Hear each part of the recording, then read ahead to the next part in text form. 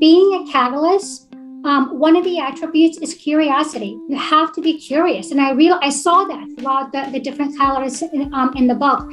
And one who is a lifelong learner, right? Yes, I know. Yes, you hone your skill, but you're constantly learning. You're constantly perfecting. You're constantly honing your skill. Hi, I'm Shannon Lucas. I'm one of the co-CEOs of Catalyst Constellations, which is dedicated to catalyzing innate change makers to accelerate positive change. And I'm Justin Scott Campbell. I am a DEI consultant and leadership executive coach. This is our podcast, Catalyzing a Culture of Inclusion, where we highlight catalysts who have taken the brave step of moving into DEI, diversity, equity, and inclusion work, leadership in large organizations. We hope this mini-series is a space of learning, encouragement, and ultimately community and connection. If you're new to DEI and or the world of catalysts, we hope you'll enjoy. I'm thrilled to welcome Zaineb Haider, who's been doing DEI work for 10 years and refers to DEI as a discipline. She leads DEI through a three-pronged approach: behavioral and structural inclusion, as well as an ecosystem approach, that is, looking at systems of inclusion that we can impact and that impact us. Currently, she's the senior advisor for diversity, equity, inclusion at the Cigna Group, and has designed work around inclusive leadership and creating a culture of belonging. Prior to this, Zaineb was a senior consultant with the Ivy Planning Group, providing DEI assessments, strategy, consulting, coaching, and training services to leading Fortune 500 organizations and government agencies. She holds a master in human resource management with a focus in diversity and inclusion from Georgetown University. Welcome to the podcast. Thank you so much for having me. Yeah, Zaineb, thank you for being here. So our first question is, we'd love to know what and how do you, as a DEI leader, how do you relate to the concept of being a catalyst? Oh, gosh. I read the book and immediately I was drawn to it. I got hooked because for the first time, and I wrote down my notes here, so bear with me. The definition of catalyst defined me. The experiences I read, the stories I read, were all things that I related to. And it was powerful because I just thought I was, this oddball. This is just who I am. And then when you realize there's a community out there, it's very much so affirming. It's identity affirming. I realize a catalyst truly is an identity. It's one of the levels of identities that we have. So to get the affirmation with like others within the community was really powerful. You don't feel alone anymore. The other thing is I saw myself in the different examples. For example, how when you see a problem or see an opportunity, immediately you start solutioning, right? You see a vision for it, and you already know, oh my God, this is what I would do to get us there, and how that could be frustrating for me and frustrating for others when they don't have that same clarity. And it really resonated because I get this all the time. I'm butting heads with people that don't have that clarity. The urgency to move. That really was a huge thing for me. To me, when I see something, it's like, why are we still here? Let's go. We already know what our North Star is. We already know how to get there. Let's go. So that urgency to act is a real essence for me.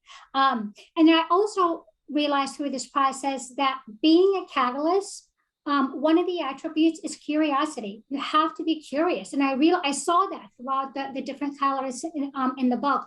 And one who is a lifelong learner, right? Yes, I know. Yes, you hone your skill, but you're constantly learning, you're constantly perfecting, you're constantly honing your skill. So that concept and seeing myself in the stories was refreshing and empowering. Well, welcome to the Catalyst community. We're thrilled to have you. Yay, thank you. Yeah, thank you for sharing that.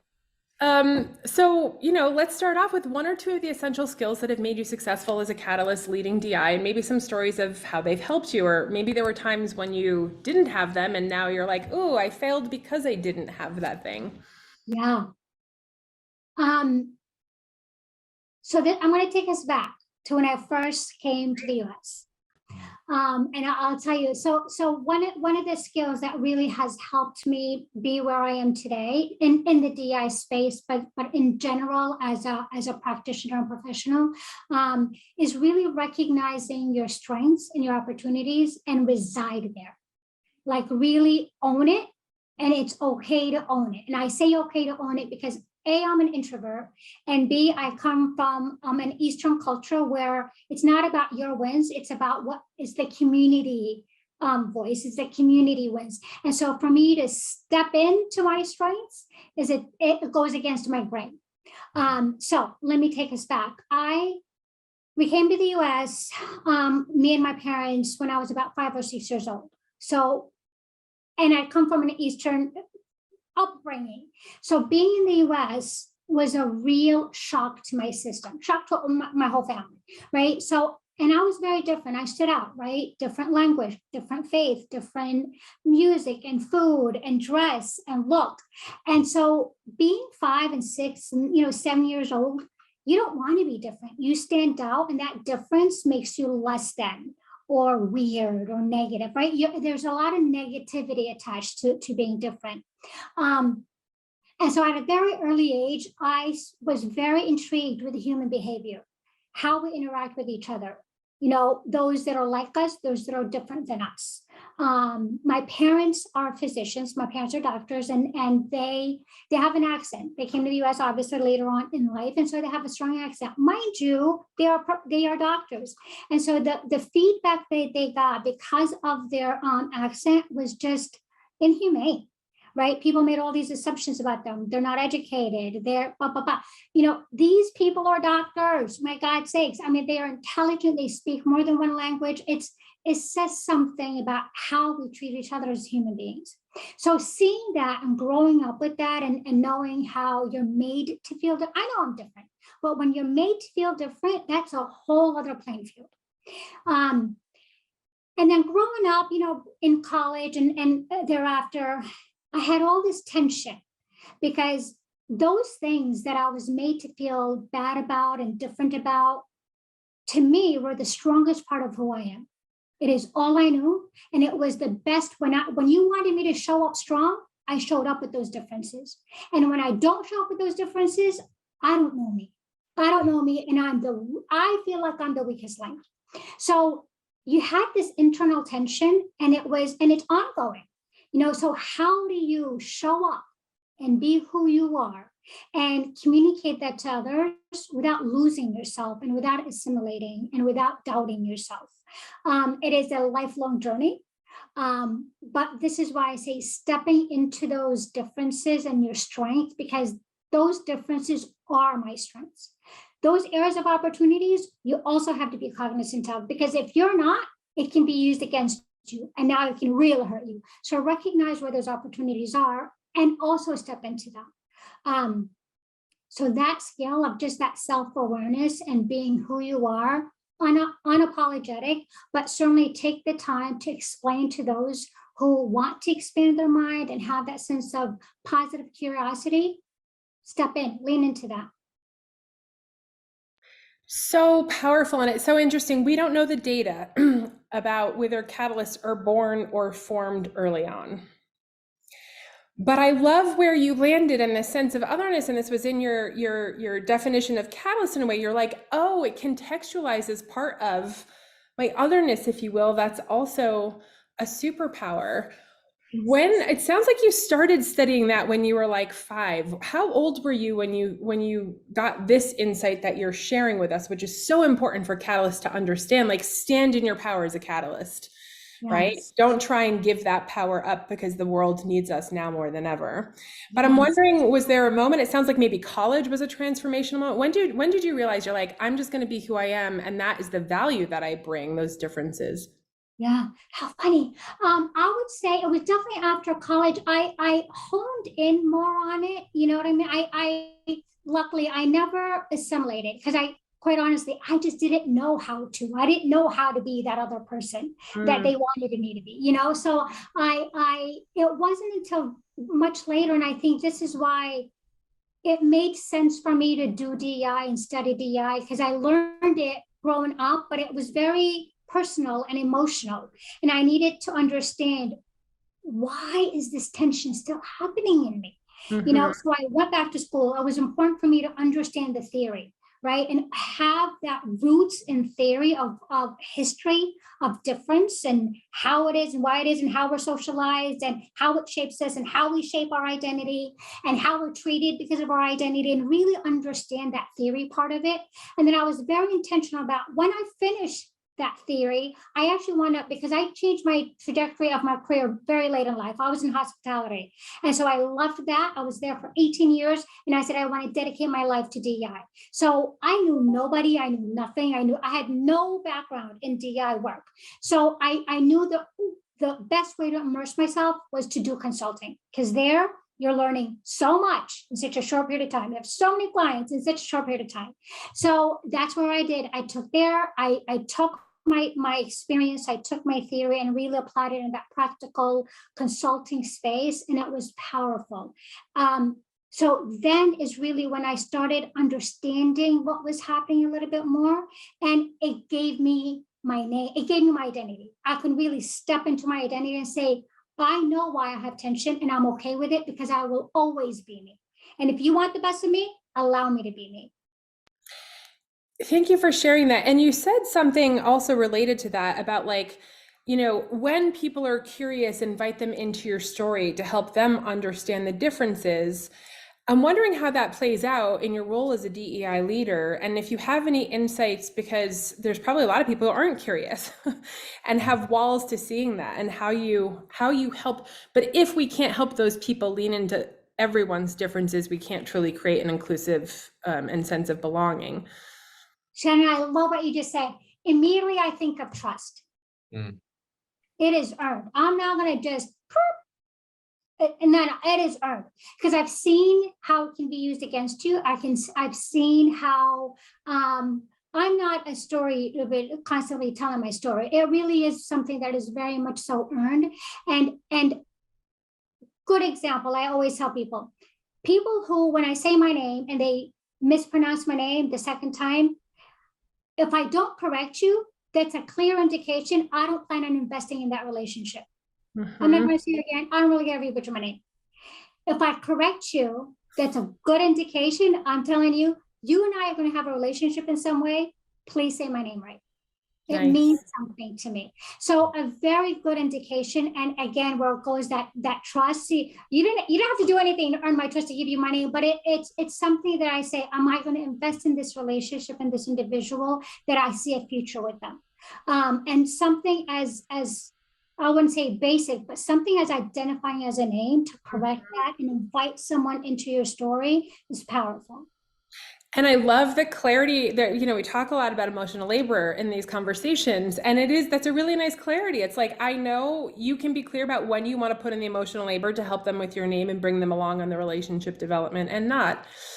One final question before we move on. You also, so it was like, sort of know yourself and stand in your power and lean into the opportunities where you can maximize your power. Do you have advice for catalysts for how to identify those opportunities that are really aligned to the value that they're bringing to the table? Yeah, I think we get indications throughout our lifetime. Is just, are you aware of them? Are you not afraid enough to see what those are? And I say, have enough courage and mindfulness to see if there's a pattern. If it's a one-off, listen, you had a bad day. But if there's a pattern of this tends to be that I don't trust people enough. I don't like being on stage a lot, right? Like, recognize what those are and see if there's a pattern. And those that you want to invest in fixing, go for it. You're not going to, there's going to be opportunities that you shouldn't even invest in because you don't have time to do all that, right? So recognize what those are, but recognize it. So in those moments, you can actually say, this is not something that I'm strong in. I recognize that. I'm here to support. I'm here to co-lead, but I'm not going to lead. Tell me how I can help. Yeah. And really be okay with that. Yeah, and I really like that idea of kind of recognizing, and again, that's theme of self-awareness, right? Of knowing yourself as a leader, maybe with some of those growth edges. So speaking of kind of in that same realm, what are some of the challenges that you face as a DEI Catalyst leader right now in your role? This is a big one for me because I still go through it. And I had to write it down because I want to make sure I say the right thing. Oh, easy enough. No one went to stop, just stop. Meaning no one went the right depth and breadth that you're going to give to a task, and really be okay with that. Because I have full passion, full commitment to getting something done right. And I realized this is the whole idea of good enough. I was introduced to this concept of good enough, and it blew my mind because I thought, good enough, then why do it? Why do anything if you're just going to do it good enough? It was a phenomenon that was beyond me. I heard it once and I thought, interesting. I'll noodle on it. I'll see how I can, grow from that. It's a seed. Let me see if I can nurture it. And then a couple months later, I heard it again from another person, and I thought, well, son of a gun, there's a pattern. There's a thing here with me. And so I realized, actually, that is some good sound advice for me. It was good sound advice for me because I tend to not just do something good enough. And it depends on context, right? The situation, the task at hand, the leaders who are going to be helping bring about this change. How ready are they? And if good enough might be what's good. I just recently saw the movie Air, right? The Nike Michael Jordan movie. And there was a quote in there that really, I actually had to pause. And they said, sometimes all you can do is the best you can do.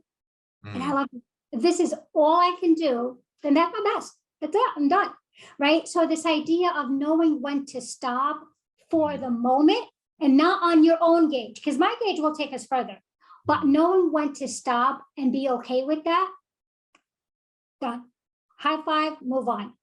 Yeah. And so as you're doing this and kind of figuring out the, when to stop, and is there support that you have in your role and from folks around you, or even just in your life that kind of help you maybe even be that kind of canary in the coal mine and kind of be like, hey, maybe it's time to stop on this, or, how do you navigate that? Yeah, I love that. My gauge for that are people that are other catalysts. Because if I don't ask catalysts, it really is going to be good enough, but it's really like mediocre good enough. But I ask the other catalysts because they'll be able to be my accountability, but I say, oh no, Zaineb, this is great, step back. Let the train continue without you, like you're good. Because to me, I grade myself to those ahead, right? I need to be where I need to be here, right? And so as long as they really give me that feedback, wow, this is really solid at this point, step back, I'm good with that. I just have to jump in. It's such a catalyst thing because our bar is so high compared with other people. And so often our 80% is still more than other people deliver, but you need a catalyst to help mirror that for you. Love it. Yes. And thus the burnout, right? Because you're constantly going. Exactly right. Perfecting. Exactly right. Yeah.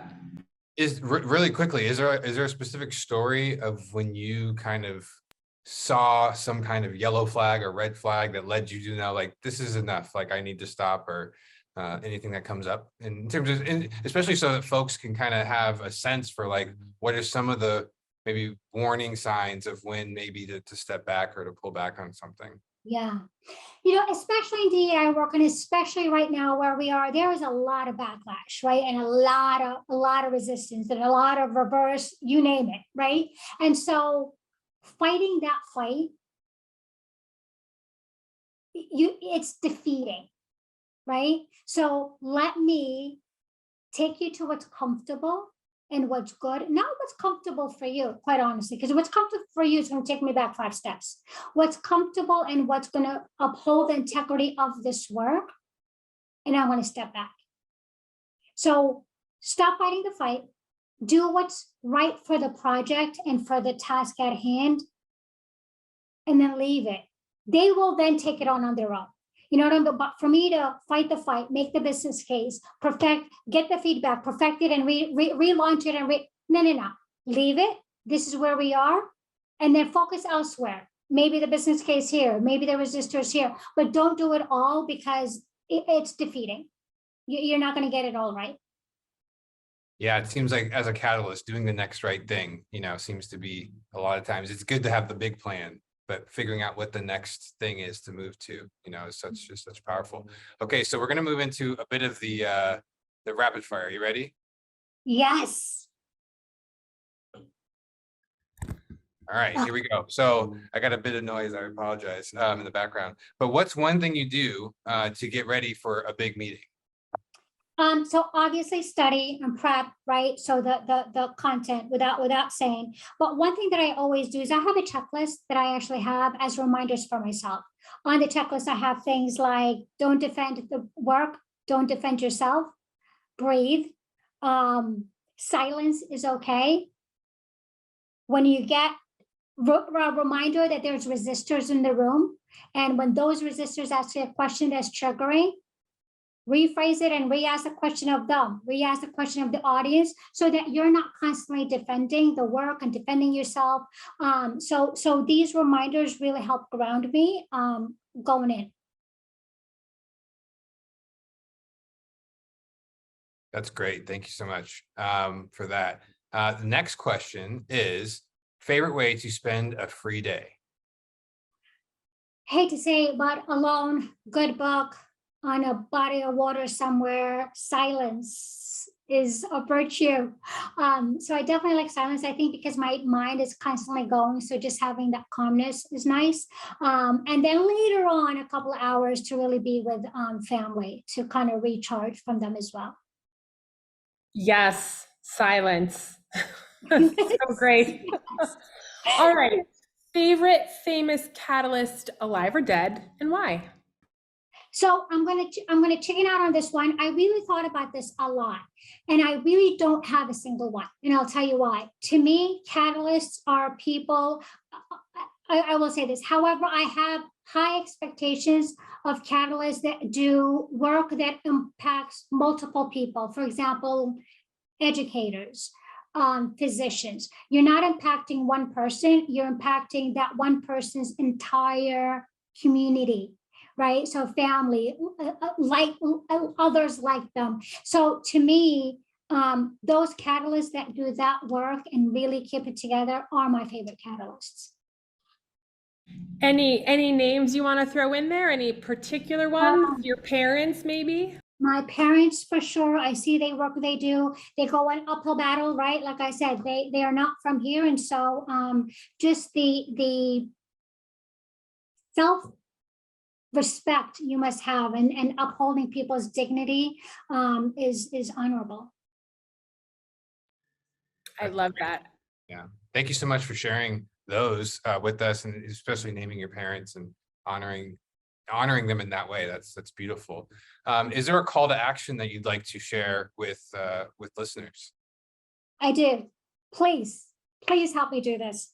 Listeners, they are the following. Give yourself some grace. Don't care more than the client. We tend to care more than the client on making things better. Progress, not perfection. Acknowledge acts of kindness when they are done to you, when you see it done to others. Acknowledge that, call it out so others can see what those look like. Teach people about you. So when you have these internal tensions I mentioned, tell people, right? Maybe this is from my cultural background. Maybe this is from my being an introvert, but this is how I'm feeling. So teach people you.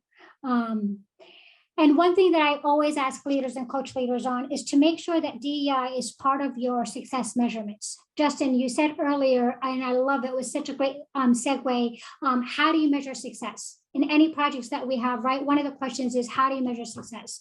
So make sure that DEI is part of that measurement. So for example, me as a leader, when a solution is brought to me or getting started on, say, who was involved in the solutioning, right? Who are we missing? Who is part of that? Number one, to give credit where credit is due, and number two, to make sure that we're getting multiple voices if the solution is supposed to be from multiple communities.